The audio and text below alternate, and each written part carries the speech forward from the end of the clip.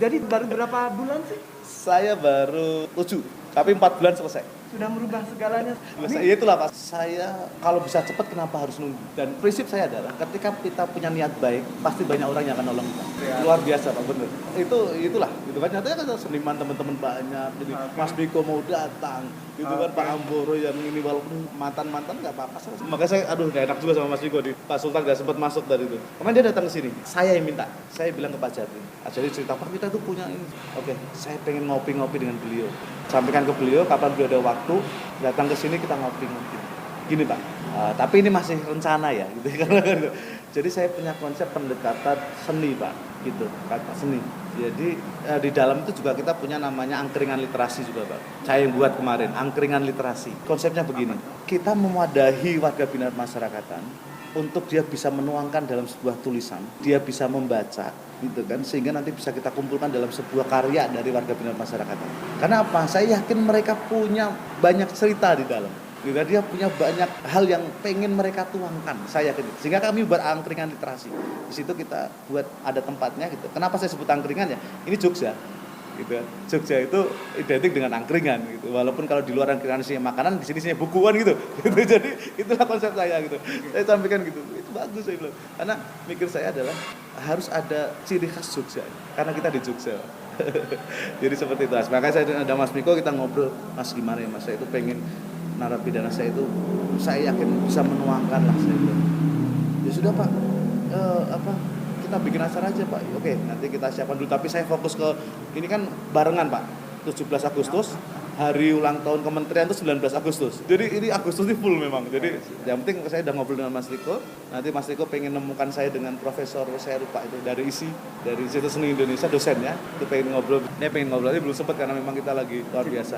Banyak acara. Iya lah, makanya saya bilang, terus pas kebetulan ini, saya bilang, saya telepon Mas Riko, bisa nggak ini? Oh ya sudah, siap kita ini kan gitu. Oh ya, alhamdulillah beliau berkenan. Jadi ini ruang transit Pak. Ini dulunya kosong, ininya keramik putih, nggak nyambung kan? Bangunan kayak gini keramiknya putih, gitu. Ini kayu kayak gini keramiknya putih, gitu. Nggak nyambung saya. Terus ada pinti, ada kanwil kan nggak enak. Kalau transit harus ke ruangan saya, lantai 2. Saking saya konsep, saya gambar, saya bikin traso klasik gini-gini, supaya Pak tamu tahu juga. Ini kan foto-foto lapas Jogja zaman dulu Pak. Selain ruang transit juga ruang ya itu tadi masyarakat juga bisa lihat itu loh, dulu lapas itu seperti ini. Dalamnya seperti ini, seperti itu. Ya saya bikin klasik supaya orang merasa Jawanya adalah Pak, klasik. Terus ya saya kan gatel kalau melihat ruangan kotor, ruangan ini gudang-gudangan saya gatel.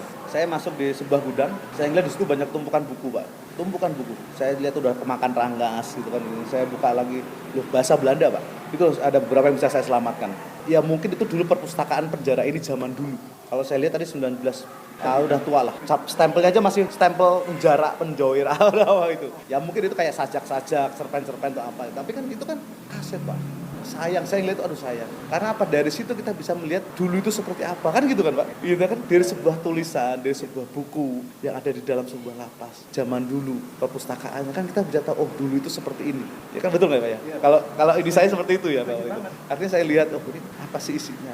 Apa sih bacaan orang dulu? Napi-napi dulu itu apa? Apa sih yang diajarkan? Masih relevan nggak untuk saat ini? Itu yang saya ini kan. Kalau di kanan kiri kan mural semua Pak ya. Bapak tadi udah ngeliat belum yang kanan kiri? Tembok pagar kanan kiri. Itu mural semua Pak. Di kanan kiri tembok itu mural semua Pak. Itu ya tadi kalau sudah ada kemauan ada jalan Pak. Gitu kan Pak. Boleh ya dinding. Nah ini ceritanya kan gini. Ceritanya gini. Ini kalau nggak saya nggak ada ini nekat mungkin gitu. Tapi saya berpikirnya positif kan Pak. Jogja ini kota wisata. Harus ada hal yang menarik untuk orang mau datang. Kan gitu. Kalau hanya polos-polos saja gitu ya, bagaimana orang akan tertarik? Sehingga saya ada teman, ada komunitas, mereka ada acara itu di Solo, Karanganyar untuk memural sebuah perusahaan cat di sana. Saya telepon, kebetulan teman saya, ya banyak teman lah gitu. Saya telepon, Mas acaranya sampai kapan?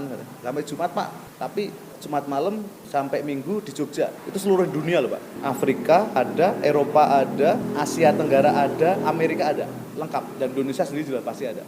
Oke, saya bilang, saya berpikir, aduh ini tembok saya boleh juga, saya bilang gitu kan. Mas mau nggak ya ini kan? Ya, saya bilang, kayak telepon bosnya Chat itu, teman ya kebetulan teman lah. Bos saya bilang, bisa nggak ini? Emang boleh katanya bilang gitu kan. Selama tidak sara, saya bilang gitu kan. Selama itu tidak sara, saya nggak apa-apa.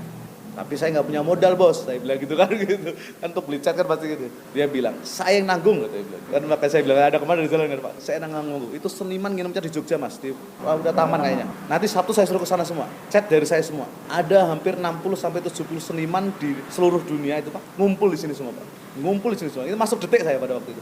Saya spekulasi ya, saya bilang, saya pikir masyarakat kampung sebelah kan protes. Mereka ngechat gitu, aduh saya bilang, udah biar saja lah, nekat saya kan itu. Saya datang akhirnya kan, pada momen itu mereka baru ngechat, saya datang, ada Pak RT, malah Pak RT bilang, oh makasih banyak Pak gitu. Karena memang kita kan tembok zaman Belanda Pak. Tembok zaman Belanda itu, Bapak kalau ngechat tembok sekarang, dengan luasan berapa gitu, 1 pel cukup gitu ya. Kalau ini bisa 5 pel Pak, ya kan Pak?